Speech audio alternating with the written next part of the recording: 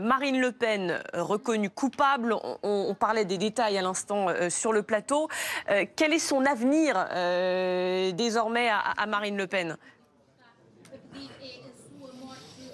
On le saura dans quelques instants, quelques minutes, peut-être moins de 2 heures. C'est vrai que l'avenir politique de Marine Le Pen se joue en ce moment dans cette salle d'audience que vous voyez juste à ma droite. L'avenir politique de Marine Le Pen après 10 ans d'instruction, 9 semaines de procès et puis 4 mois d'attente aussi après ces réquisitions qui, on le rappelle, étaient très fermes.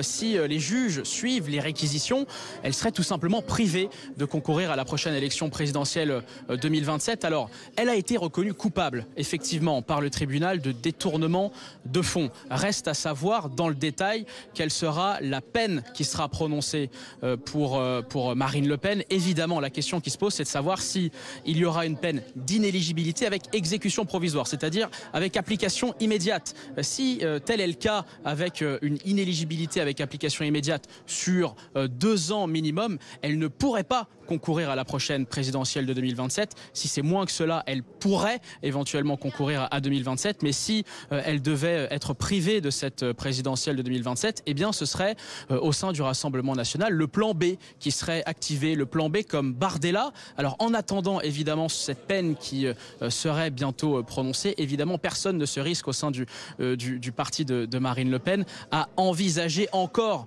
cette hypothèse, même si on entendait quelques élus dire que Jordan Bardella serait le mieux placé pour remplacer Marine Le Pen à la course à la présidentielle. Donc on attend évidemment cette peine, mais on voit aussi qu'au sein du Rassemblement national, on souhaite préserver Jordan Bardella de ce procès, loin du tumulte de ce procès. Jordan Bardella n'est pas là aujourd'hui, il n'a pas été présent durant ces semaines de procès qu'a dû affronter Marine Le Pen ici au tribunal pour ce procès qui concerne les assistants parlementaires du Front National. Donc son avenir est entre les mains du tribunal et on aura sans doute la réponse dans 1 heure ou 2 maintenant, Julie. Beaucoup Anthony Lebos. On va revenir sur le cas Bardella, possible plan B préservé justement dans cette optique-là.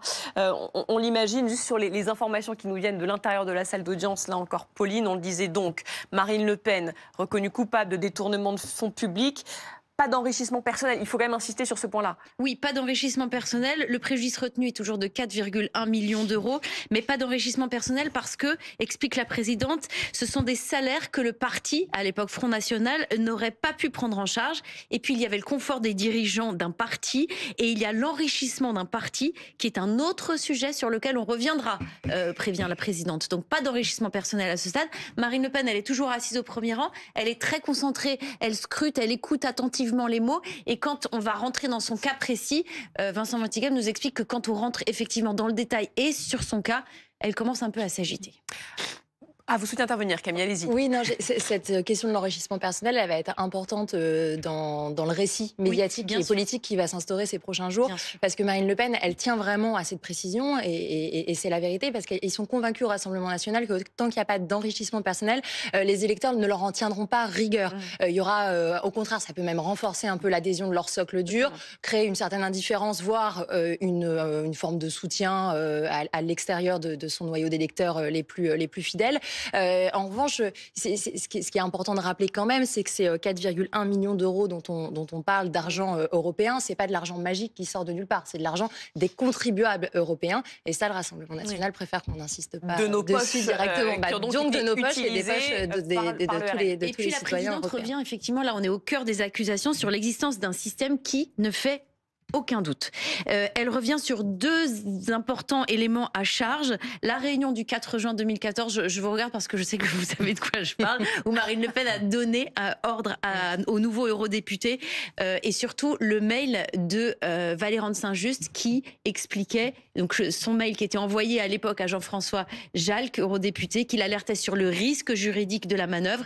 Valéran de Saint-Just qui écrivait ces mots, j'ouvre les guillemets, Marine, c'est tout ça. Donc selon la présidente du tribunal correctionnel, Marine Le Pen a bien demandé aux nouveaux députés de donner procuration.